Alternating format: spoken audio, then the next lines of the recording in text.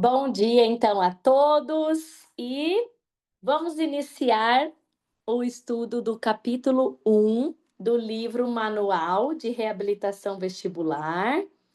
E eu tenho a grata felicidade de também estar gravando em audiobooks para que as pessoas que estiverem querendo estudar na ida e vinda para o trabalho tenham mais essa forma de acessar também, né?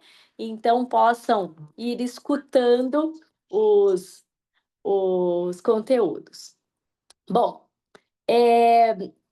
inicialmente, eu quero fazer uma contextualização bem rapidinha aqui para vocês dos itens que mais chamam a minha atenção no capítulo. Então, uma das coisas é a forma resumida em que o manual apresenta, indo direto ao ponto. E eu gosto muito dessa objetividade, porque tem muitas pessoas que começam a estudar a reabilitação vestibular e quando elas encontram um capítulo de anatomofisiologia, elas se assustam, porque são bem novos esses termos para as pessoas e ainda de uma forma muito profunda, porque ele é o sexto sentido, porém esse sexto sentido, né,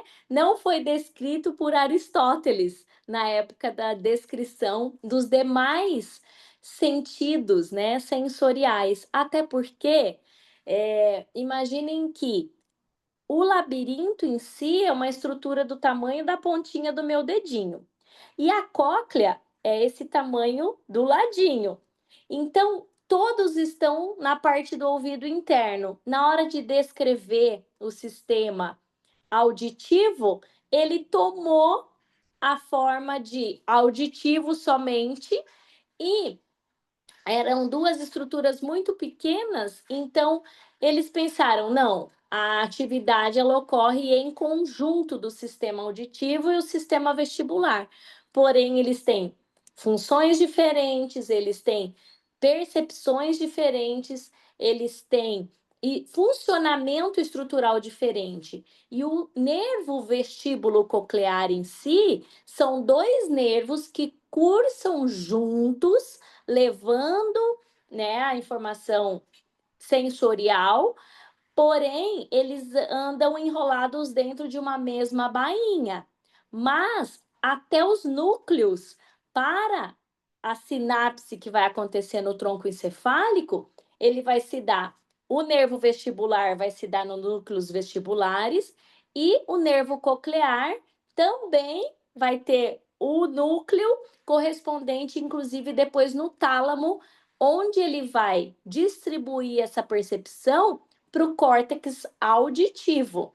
E aí sim cabe muito bem estudar quando a gente vai falar do zumbido. Por isso que o tratamento do zumbido e o tratamento da reabilitação da percepção do corpo no espaço, eles são distintos, eles se complementam, mas eles não são o mesmo, né? Vocês bem sabem disso, quem atua aí na área de zumbido, de tontura, sabe que a reabilitação vestibular em si, ela vai ter como intuito a percepção da cabeça, dos olhos, do corpo no espaço.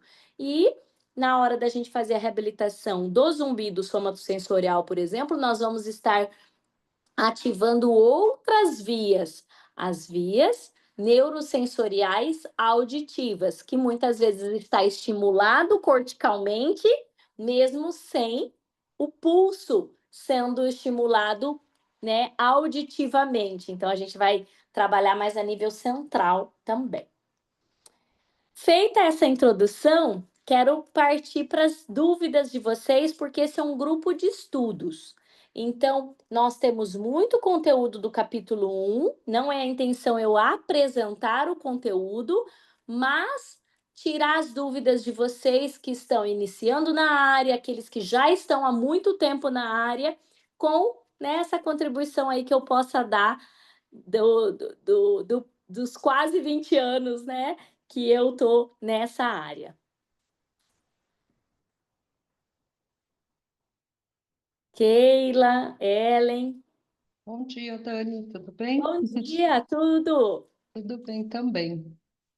Dani, eu queria ver com relação ao sáculo e o trículo ali, que eu acho que você estava explicando da parte do o que cada um comanda, tipo o sáculo vertical, o trículo horizontal, e quando a gente faz os movimentos tipo de inclinação, né? A gente está ativando os dois, tanto o sáculo como o trículo. Então, por exemplo, ó, aqui na página 16, vamos lá. Bem na última parte, ele vai falar já que tem o sáculo e o trículo, que são os órgãos otolíticos, ok? Além dos canais semicirculares. Então, depois ele vai voltar nisso, no funcionamento do trículo, aqui nos planos. LARP 22, 23. Então, o que que acontece? No movimento de inclinação, nós vamos ter dois canais semicirculares correspondentes, né? Então, quando eu faço movimentos angulares, mesmo sendo inclinação, extensão, né? Inclinação lateral, rotações, eu estou colocando atividade para um par de canais semicirculares em que ocorre a inibição recíproca bilateral. Então, se eu estou fazendo a extensão, aí no caso de uma inclinação, nessa hora eu tenho inclusive, dois canais podendo ser ativados ao mesmo tempo. E a nível cerebelar, eles vão integrar essas informações. O que que acontece? Muitas vezes eu estou caminhando e fazendo aceleração angular também, porque com os nossos movimentos de quadril e conforme a gente vai caminhando, a gente não está parado e fazendo só movimento. Então, eu também tenho aceleração angular, linear vertical. E aí sim, a gente vai ter a estimulação, nós vamos encontrar aqui, ó, na página os órgãos otolíticos, na página 25, então, ela tem na 24 mais. Ele vai explicar que eles vão reagir ao movimento linear e não ao movimento angular, certo?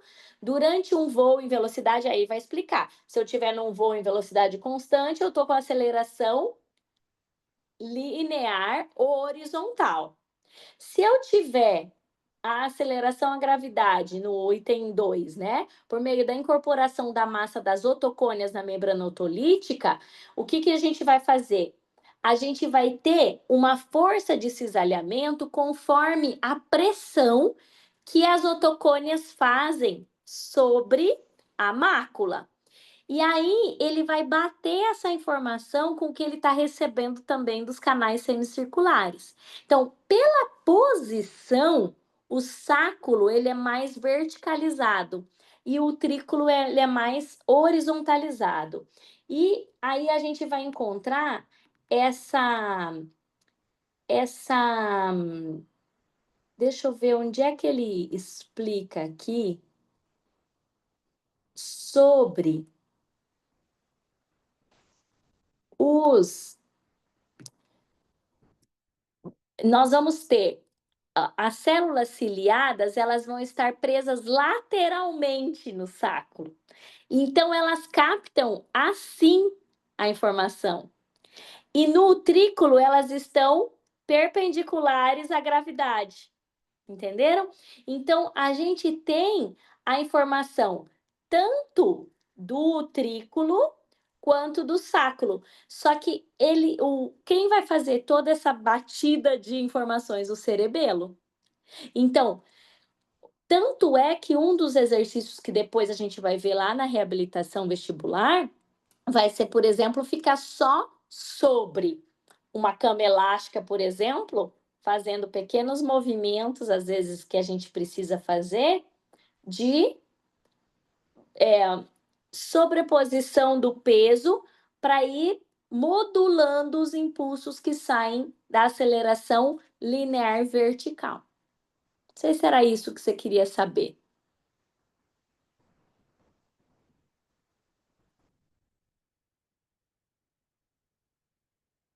Tinha travado.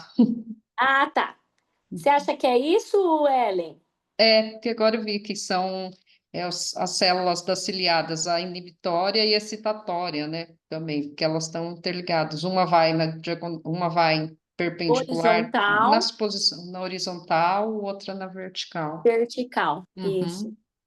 Uhum. Tá, Uhum, tá? beleza. E aí Obrigada. a gente vai ter também a disposição do nervo superior vestibular e do nervo inferior vestibular. Então a gente vai ter essa condução nervosa, por isso que às vezes uma neurite vestibular superior, ele vai ter determinados sintomas, há determinados movimentos são mais aversivos para ele.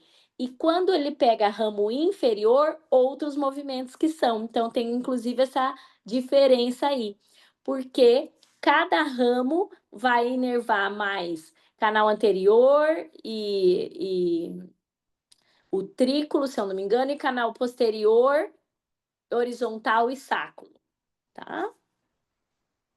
Isso eu não sei decor, mas eu tenho aqui nos meus slides, depois eu vejo para vocês. Keila, dúvidas? O funcionamento de cada canal também é diferente, né? Por causa da Porque assim, angulação. isso, porque tem até as 3 leis. Cada lei vai explicar como funciona um canal, é isso? Exatamente. Por quê? Como existe essa distribuição da endolinfa, que vai fazer a estimulação precisa de cada movimentinho da cabeça, é como se ele atuasse como uma bússola. E aí, cada lei de Ewald vai explicar por que que acontece a estimulação simultaneamente dos canais e vai dando essa, vamos dizer, essa justificativa fisiológica do porquê que cada um deles vai ser ativado em determinados eixos de movimento. Então, tem o eixo sagital e o eixo horizontal, né?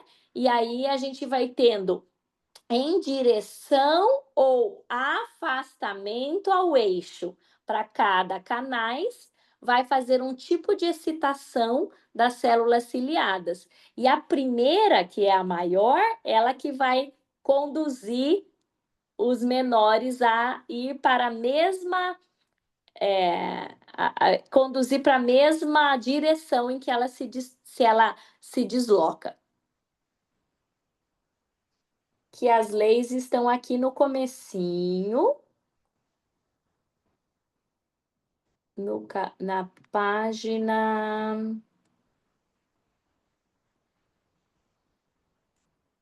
Espera aí, que eu fui para a introdução. Até para o pessoal poder encontrar, eu quero ficar fazendo essa correlação com a página, porque aí a pessoa. Aqui, ó, página 18, tá?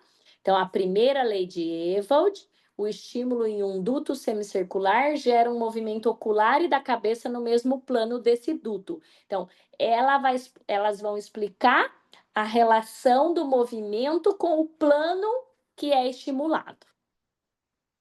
E que aí a gente consegue ver pelo movimento dos olhos, isso? De acordo com o movimento que o olho irá fazer naquela posição, digamos assim, isso? Isso. Por quê? Porque existe o padrão de normalidade. Então, quando a gente vai avaliar depois pelo VRIT, por exemplo, que vai dar mais, né,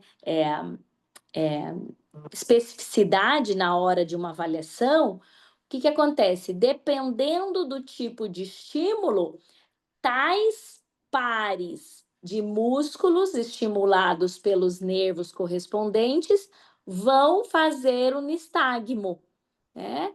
E na presença de cristais ali estimulando determinados cílios, eu vou visualizar um nistagmo que não deveria muitas vezes estar presente, só que como está tendo o estímulo pelos cristais alojados ou na cúpula ou no duto, ele vai fazer uma excitabilidade e o olho vai responder essa excitabilidade como se a pessoa estivesse fazendo aquele movimento naquele eixo angular, que corresponde a tal canal semicircular. Por isso que aí a gente vai ter as diferentes respostas. Ei, Inclusive Dani, de direção, né? Oi, Maristela, pode bom falar. dia. Com licença, em relação a isso aí que você está falando, que a Keila perguntou, e no caso do paciente que ele não emite nistagmo, que ele sente a tontura, mas ele não emite nistagmo quando a gente faz as manobras. Então, muitas vezes ele não tem a presença das otocônias estimulando esses cílios. E aí nós estamos tratando equivocadamente como uma VPPB e fazendo manobra, coisa que a gente deveria estar treinando às vezes com exercícios de habituação, exercícios de adaptação, para que eu faça o retreinamento de bilateral para que o pulso vá em sincronia. Muitas vezes é uma assincronia ou uma hiperexcitabilidade de todo o sistema nervoso associado à migrânia vestibular.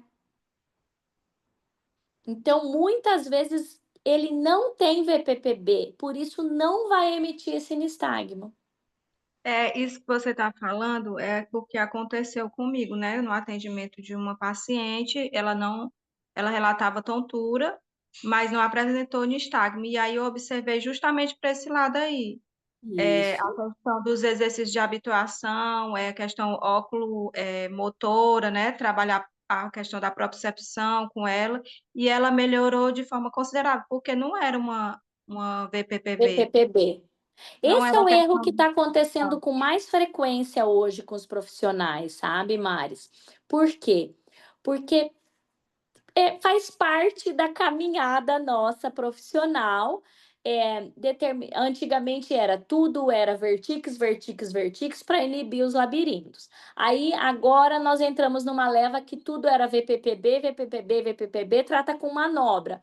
E hoje a gente tem muito mais conhecimento, estamos propagando mais isso, que a gente deva fazer uma avaliação e desconsiderar a presença de VPPB na ausência de um nistagmo posicional, considerando que uma grande parte dos nossos pacientes podem até ter tido uma VPPB lá atrás, mas muitas vezes eles buscam os nossos consultórios por outras demandas, né? Até mesmo pensem em uma VPPB de canais deste lado ou um canal deste lado, ele automaticamente faz uma hipofunção contralateral, porque esse está hiperexcitado e eles trabalham como gangorras. Então, esse quadro de descompensação, ele precisa ser compensado depois. E aí, com o estresse, a ansiedade, a hiperexcitabilidade vagal, simpática, eles estão vindo para o nosso consultório achando que precisam ajustar com as manobras, porque lá atrás fizeram uma manobra, ok, foi bom e era VPPB, mas ele ficou ainda com uma ausência de uma compensação vestibular. E é isso que nós vamos trabalhar em consultório. E programa domiciliar, claro. Mais Certo. dúvidas? Imagina. Tanto é, Dani, que eu recebo bastante paciente que me escreve no WhatsApp e fala assim, se eu faço manobra. Isso, Então tá já uma chega moda. pedindo, então já pedindo assim, quanto você cobra para fazer manobra? Aí eu Uhum. falo, olha, eu preciso avaliar para ver se realmente é manobra, se é uma VPPB, para a gente ver se não é uma outra coisa, daí o tratamento às vezes é diferente, mas daí eu sempre falo, marca uma avaliação para a gente poder realmente ver se é necessário. Mas a grande maioria que chega agora ultimamente é isso, tipo, ó, você faz manobra? Você faz manobra? Isso. Isso. Até porque está muito propagado na internet, né? Então, hoje em dia, todo mundo tem acesso a tudo, aí ele vai lá, abre um vídeo, vê aquele vídeo, e aí ele já Isso. acha que é aquilo, né? E as pessoas melhoram muito com manobras. Então, eu torço para Sim. eu ter um problema que, se eu fizer uma manobra, já vai resolver, como se fosse um remédio, entendeu? Então, é um avanço? É. Nós podemos ficar felizes porque é. E eles estão chegando. O que acontece é que os profissionais não estão preparados para avaliar se é de fato uma VPPB, vamos fazer manobra. Se é uma hipofunção, vamos fazer exercícios. Se é uma hiperreflexia de sistema nervoso central, não necessariamente vestibular, né? Por causa de uma irritabilidade vestibular, mas de sistema nervoso central, vamos trabalhar com habituação e outras técnicas integrativas, como acupuntura e todas as outras que a gente sabe, respiração, neuromodulação vagal, e daí a gente vai abordar adequadamente.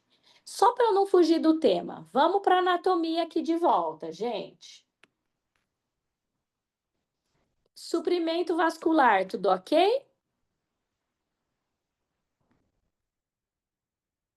Arterial, então o ramo da artéria labiríntica, que vai irrigar todos esses canais, inclusive outro ramo descendente dela vai para a cóclea e vai fazer toda a vascularização da cóclea, né?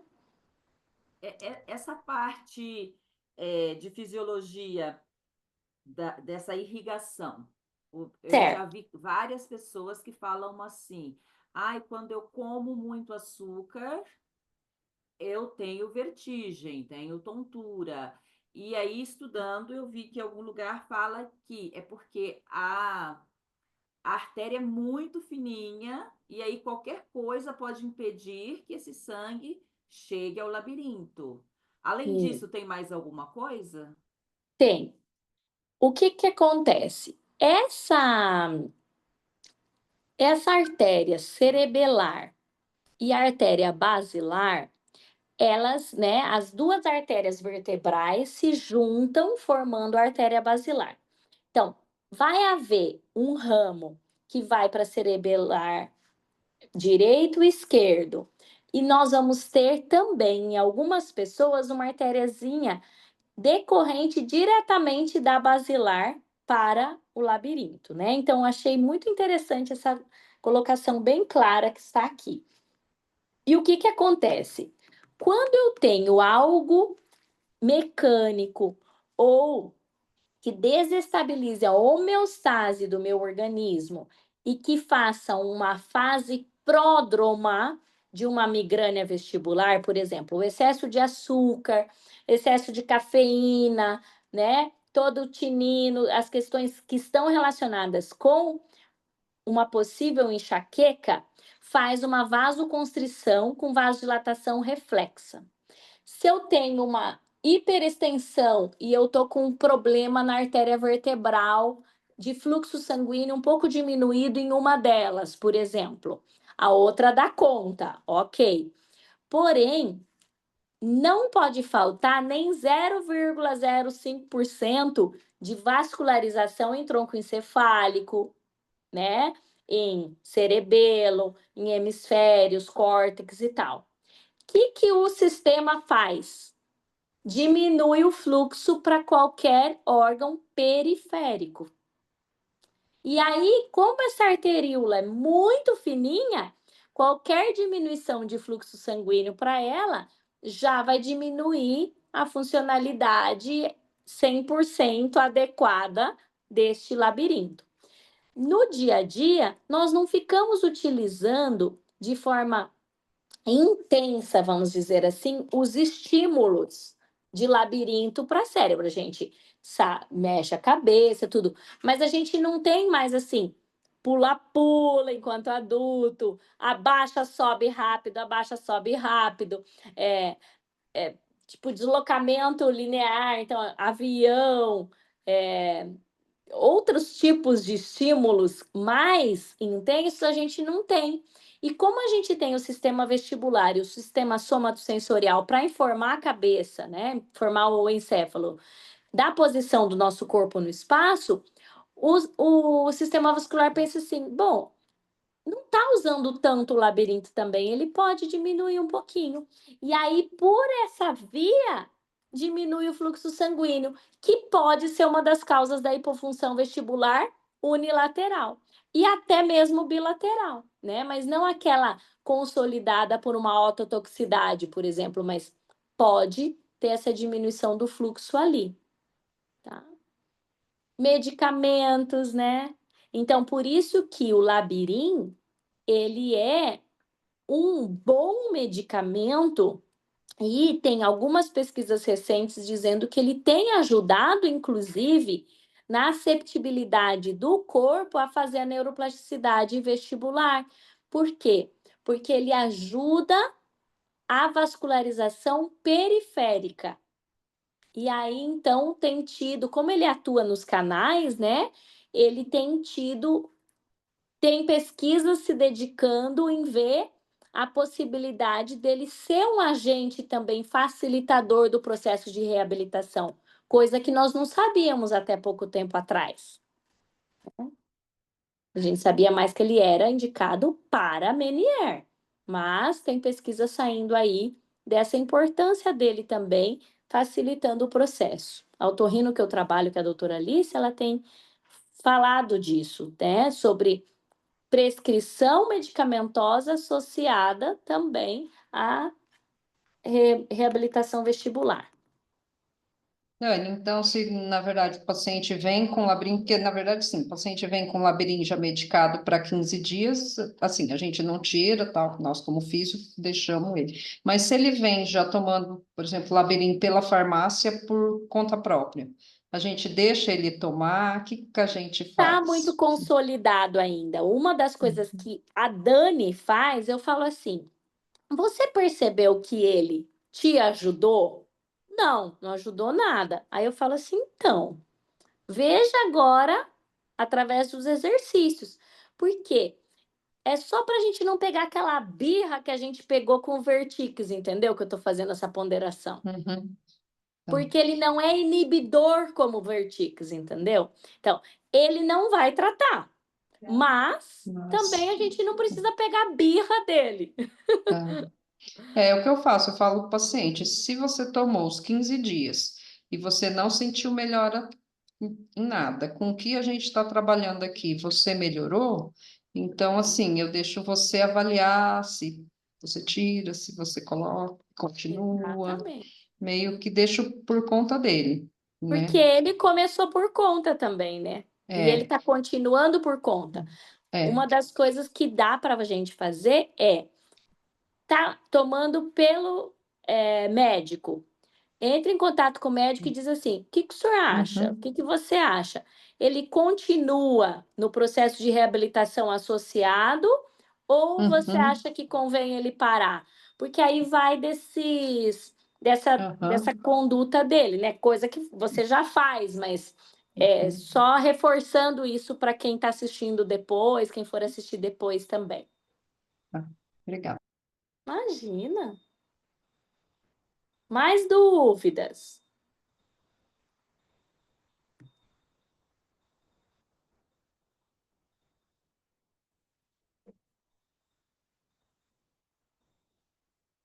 Dani, a parte dos RVO, né? Que é da parte Tá, lá da ocular, que nem dos testes, quando a gente está avaliando, né? certo. Por exemplo, os RVOs na horizontal, no trato descendente, a gente vai avaliar e aí como que funciona bem esse sistema? Que nem me perguntaram essa semana, a respeito, assim, que nem eu fui fazer alguns testes, e o rapazinho falou assim, o desequilíbrio corporal, ele está bem ligado ao tônus. Quando o tônus está fraco, a pessoa tem a tontura? Hum? Quando Ela está pode vir desnivelado, direito e esquerdo. a desnivelado, não por baixa de tônus que ele vai ter o desequilíbrio. É porque como o RVE, ele vai bater as informações, e o RVO também, do Uhum, tônus labiríntico e do tônus extensor postural, o desequilíbrio entre eles vai fazer com que o outro fique tentando suprir. E aí, uhum, então, a gente vai encontrar esse padrão de tontura, e aí ele sente uma tontura. Tanto é que muitos idosos com hipofunção bilateral importantíssima não sentem tontura. Eles vão ter uma um, compensação. não, uma sensação assim de desequilíbrio e tal, mas ele não tem tontura assim na cabeça. Ele fala assim, mas quando Uhum, eu começo a andar, parece que eu tô bobão, eu não sei para onde vai, entendeu? Então, uhum, a tontura em si, ela é uma característica de uma desigualdade de impulsos, né? uhum, E aí uhum, no RVO, o que que a gente vai fazer? A gente vai investigar, né? Por que que o VRIT é bom? Porque ele vai ver qual dos canais semicirculares de fato está hipofuncionante, porque essas sacadas e o ganho de RVO, ele é muito discreto e rápido. E o nosso olho não consegue captar a informação, mesmo com as lentes.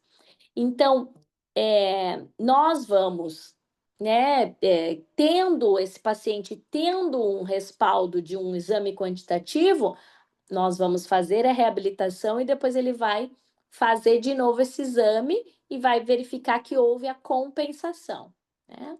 Mas o teste clínico associado com a acuidade visual dinâmica, que eu achei muito interessante, que eu tenho utilizado e que, quando eu fiz o estágio no Canadá, a doutora Susan falou: olha, a acuidade visual é muito importante. Então, ela tinha a tabela de Snellen e tinha uma tabela de Snellen para crianças, que era casinha, arvorezinha, triângulo e tal. Então, é, acho que acho que casinha, arvorezinha. Se a gente escrever Snellen Children, tem e mais o desenho deles.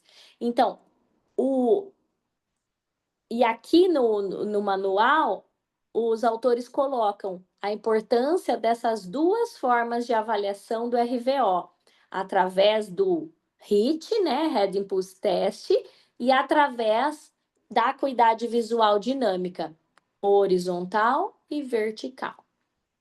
Eu posso fazer perguntas sobre esse teste? Porque eu fiquei com Pode. dúvidas, porque eu apliquei em uma paciente.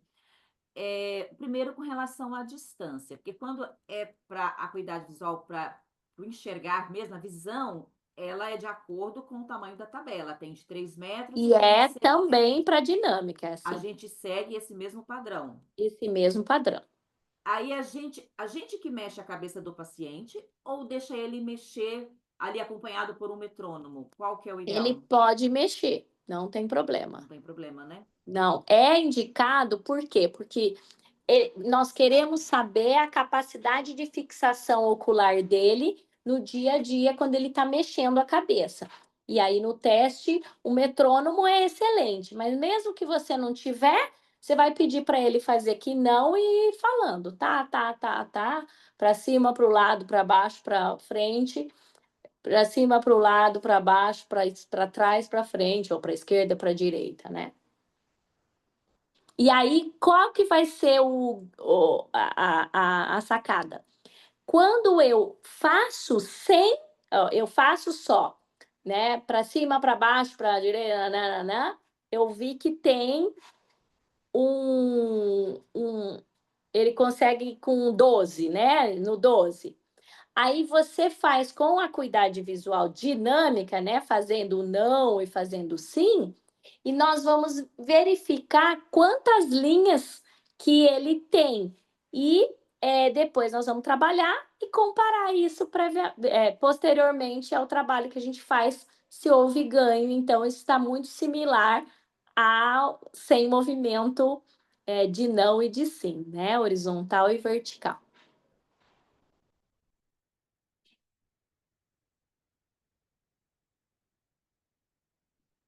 E o RVE, gente? 33, página 33. Como é que está o conhecimento aí de vocês?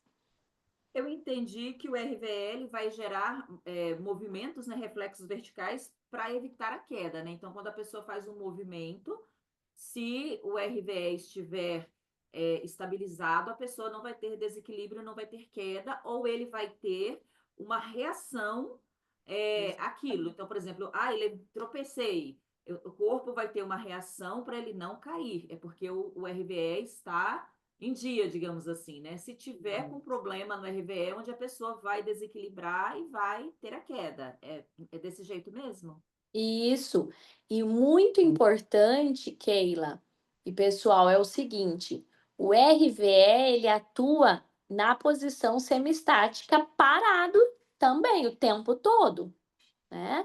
Então, nós precisamos incluir exercícios, se a gente ainda não faz, de estimulação vestibular espinal no dia a dia para esse paciente também fazer em casa. Então, às vezes a gente também, do mesmo jeito que foi a moda das manobras, tem a moda do X1 e X2, né? E aí a gente só está trabalhando mais focado no reflexo vestíbulo ocular. E a gente não deve esquecer de trabalhar também a modulação do reflexo vestíbulo espinhal. Nós que somos, eu venho da neuro, né? Então, a neuro em si, a gente já automaticamente já trabalha isso, né? Mas quem vem de outras áreas e que tem conhecido a reabilitação vestibular para estimulação, então, dos pacientes com tontura, às vezes não se dão conta de fazer estimulação do RVE também, inclusive avaliá-lo, né?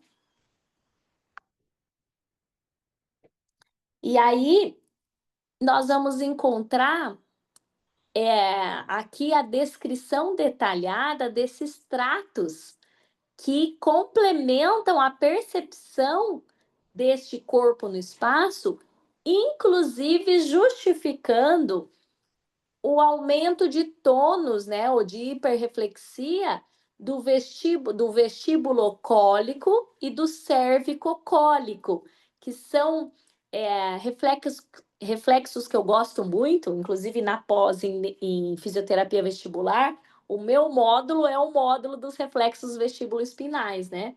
Então, aqui a descrição tá muito bacana, por quê? Porque quando eu tenho perda do reflexo vestíbulo ocular, que ele não está acontecendo de forma adequada, nós vamos ter um incremento do vestíbulo cólico e do cervicocólico. E aí, então, vem aquela dor amarrada de base de crânio que os nossos pacientes têm. Conforme eu tenho o ganho do RVO, eu vou tendo diminuição da hiperreflexia secundária, porque já que eu não estava tendo RVO, o vestíbulo-cólico estava hiperexcitado e o cervicocólico também, para manter a estabilização da imagem. Já que o RVO não estava funcionando, ele mandava otimizar e trabalhar, mesmo sem necessidade, vamos dizer assim, esses outros. E o paciente sente essa dor interna de pescoço. E o bom é, todas as áreas que nós atuamos, se essa pessoa se atentar a essa fisiologia, ela melhora muitos pacientes com osteoartrose, pós-operatórios. Todo paciente que precisa ficar em pé que ficou, por exemplo, um período fazendo uma cirurgia extensa, que ficou com uma anestesia, né? Otimizar a função do RVO em atletas para que ele melhore a habilidade de visualizar, de estabilizar esses olhos para quando o corpo dele está em movimento. E aí diminui a necessidade de entrar esse reflexo secundário para estabilização ocular, que é o vestibulocólico e o cervicocólico. E eles justificam, né? Então, quando a gente vai aprofundando na neurofisiologia, nós vamos, então, nos encantando cada vez mais com as possibilidades terapêuticas. E o meu lema tem sido fisioterapia vestibular para todos, não só para quem tem tontura e instabilidade. É um treinamento desses reflexos para todas as pessoas, todos os pacientes. Então, todo fisioterapeuta que souber mais sobre o sexto sentido, que é o sistema vestibular, vai ter um melhor ganho funcional dos seus pacientes e menos dores também.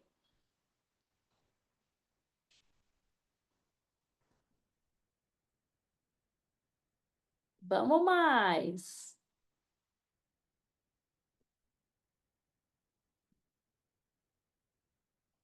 Vestíbulo cólico, função, ó. Através dos músculos do pescoço, aqui na página 35, ó. Reflexo vestibulocólico. Função.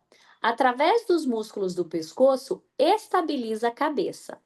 Tal reflexo é disparado a partir do movimento da cabeça, que é detectado pelos canais semicirculares, desencadeando, por sua vez, a contração muscular em sentido inverso.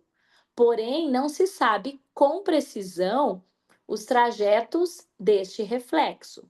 O reflexo vestibulocólico atua diretamente com RVO, isto é, ao rotacionar a cabeça para a direita, por exemplo, gera-se uma fase oculomotora e um reflexo vestibulocólico para o lado esquerdo simultaneamente. Tá? E depois nós vamos ter, além desse, o cérvico-ocular, que também vai trabalhar interagindo com RVO, podendo ser um aditivo para este em certas situações, além de ser importante na recuperação de lesões vestibulares. O reflexo cérvico-espinhal, que através também das atividades aferentes do pescoço, uma alteração na posição do membro é gerada e pode suplementar o RVE pela alteração do tônus motor do corpo, sob determinadas circunstâncias. E assim como esse é uma combinação de vários reflexos.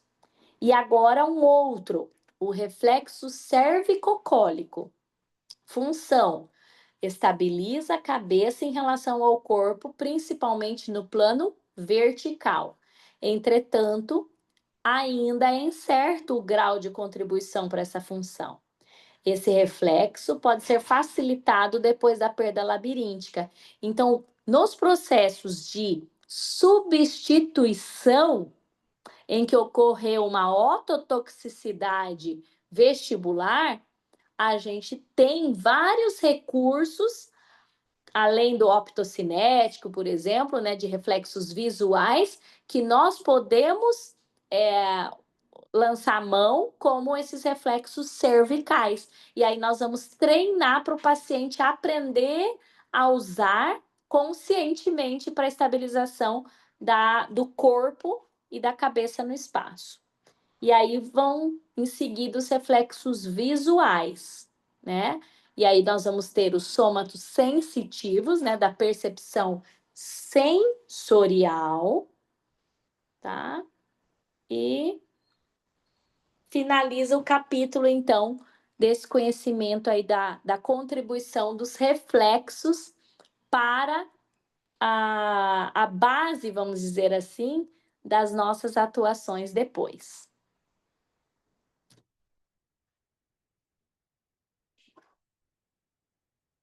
Fica gostoso de estudar assim, né, gente? Muito bem. Aí a gente vai fazendo já Tudo um. ótimo, muito bom. Eu só tenho a agradecer a disponibilização do seu tempo. Muito obrigada. Imagina, eu que agradeço. E gostaria também de fazer uma alusão à semana de conscientização da Veda, que está acontecendo agora, que é a Vestibular, né, Disorders Association, que nós então lançamos ações no mundo todo na semana de 18 a 23 de maio, de conscientização de que essas desordens vestibulares existem, nós precisamos saber diferenciar uma da outra, e é um movimento, então, em que vocês podem utilizar essa semana com esse lema e buscar a rádio da tua cidade, fazer, às vezes, uma ação com grupos de idosos, de conscientização, buscar a universidade, propor que vocês façam uma palestra, né, de forma voluntária, para contribuir para a ciência e para o conhecimento da comunidade dessas desordens, porque as pessoas se sentem sozinhas quando elas não sabem que existem isso. E os sintomas, eles são muito diversos, né, gente, das vestibulopatias. Ora tá nos olhos, ora tá na cabeça vazia, ora tá com essa dor no pescoço, e eles ficam achando que estão com tumor, com outras coisas, sendo que uma reabilitação bem focada, em poucas semanas ele fica sem sintoma nenhum e volta para as atividades de participação deles, né? Coloquem nas redes sociais de vocês também, tá? Uma fotinho aí. Se vocês quiserem, eu marco vocês para repostar ali do meu perfil. Agora de manhã eu coloquei um trajeto que está sendo o slogan dessa semana, né? Para encontrar as alterações do sistema vestibular aí com aquele flamingo, que é o nosso mascote, então, do equilíbrio. Tá. Maristela tá dizendo para eu marcar ela também. Depois me dá um oizinho lá no Instagram, Maris, para eu ver bem qual que é o teu perfil e daí eu já adiciono. Muito bem, meus queridos. Mais alguma dúvida?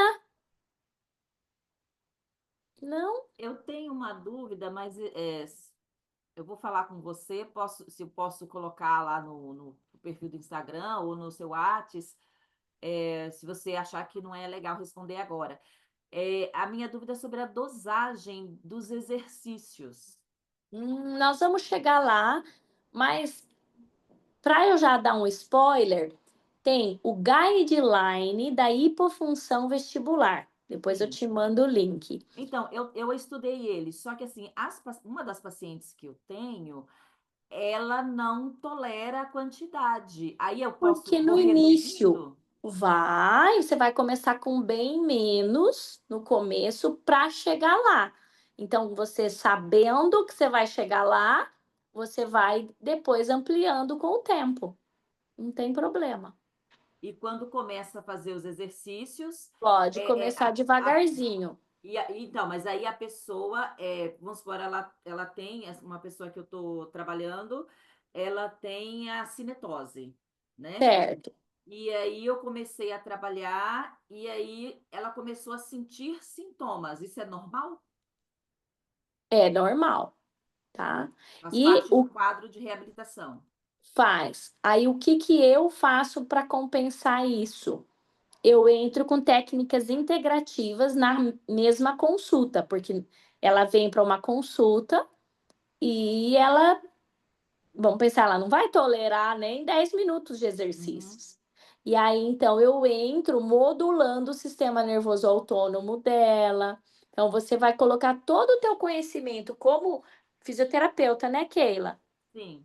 Como fisioterapeuta para dar para ela sensações de bem-estar, vai trabalhar a educação terapêutica, vai trabalhar a percepção para explicar para ela desse reflexo, vai colocar técnicas em que ajude a cervical dela, porque o problema da cinetose é o conflito entre os 3 sistemas, como você bem sabe. E não é só através dos exercícios, né, optocinéticos e tal, que nós conseguimos modular, mas também alguma exposição, por exemplo, sobre a almofada, e aí virando o rosto, descendo para pegar algum objeto, ou vira o rosto para a direita e vai para a esquerda, vira para a esquerda. Qualquer coisa que você colocar um pouquinho de conflito, você vai estar ajudando ela. Então, vai mesclando esses minutos aí de programa de exercícios domiciliares com exercícios cervicais e vai ajudando essa paciente, né? E quando ela estiver contigo, que ela saia com sensação de bem-estar. Isso vai aumentar o engajamento dela no programa de exercícios domiciliares. Ah, beleza. Uma outra que eu tenho é provável migrânia vestibular. A gente ainda está estudando, né? E aí ela sempre tinha ali no momento das crises. Aí quando foi outro dia, ela teve 5 minutos de sintomas só da vertigem e tontura, não aliada a mais nada. Não tem problema. 1/3 dos pacientes não tem a cefaleia, por exemplo. E aí eles podem ter vertigem pura, inclusive uma vertigem posicional que você tem certeza que é uma VPPB, e não é. Eu já fiz os testes, não é. Não é.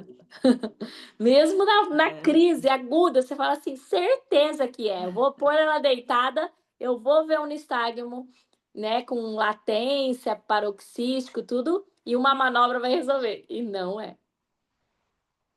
Obrigada, Dani. Imagina!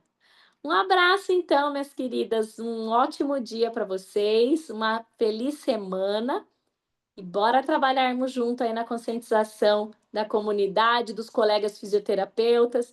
Me ajudem nesse engajamento aí de fisioterapia vestibular para todos.